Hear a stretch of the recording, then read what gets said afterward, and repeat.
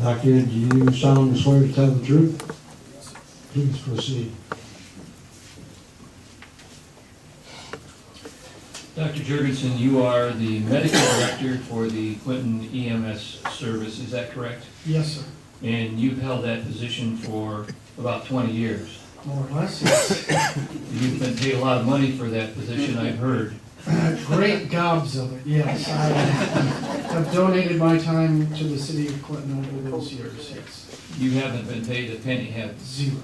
No. And your responsibilities are to review and approve protocols used by the paramedics in providing emergency medical services. Yes.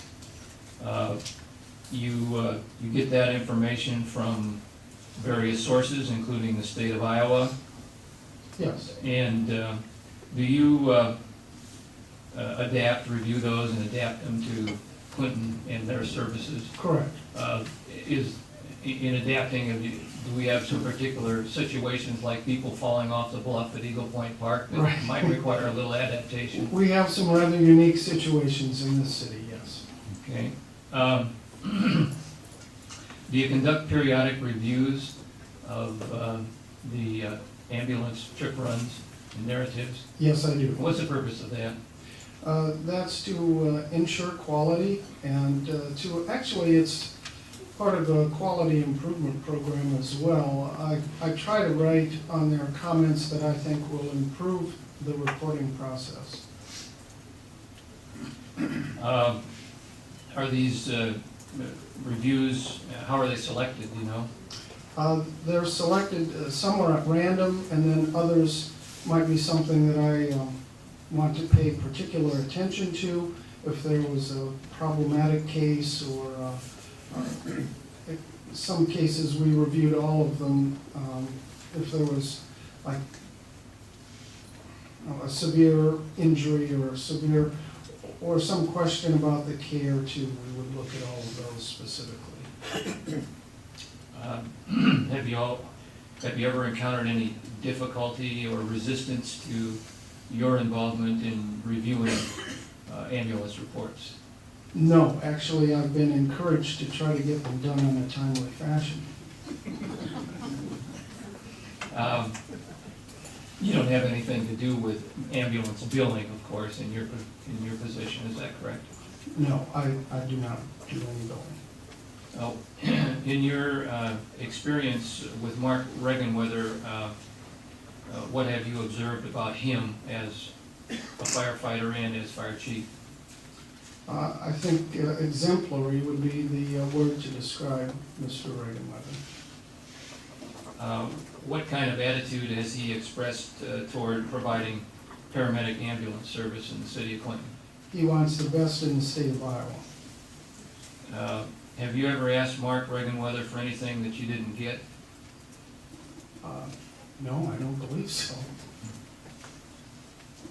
Do you have opportunities to meet occasionally with firefighters to discuss paramedic issues, meet Yes. for lunch and that? Yes, And has both Mark and Andy been instrumental in arranging that for you? absolutely. You know people in the community who know Mark. Yes. What would you say is his reputation for honesty and integrity? That he's held in high esteem in all those regards. How about truth and veracity? Truthful. He's a Rotarian, so that's part of the four-way test. Is it the truth? In fact, a couple of years ago, Mark was president of Rotary Club, wasn't he? Correct, yes. And he led a group down to Mexico to teach them how to use a fire truck that the Rotary Club dedicated Yes. on his vacation.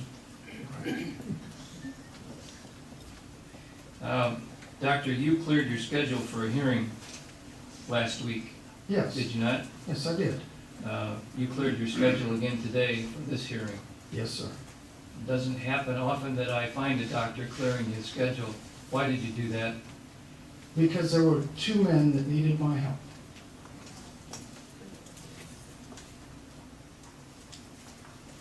Do you think that either Mark or Andy are the kind of people who would knowingly, deliberately, or recklessly submit a false ambulance claim to Medicare?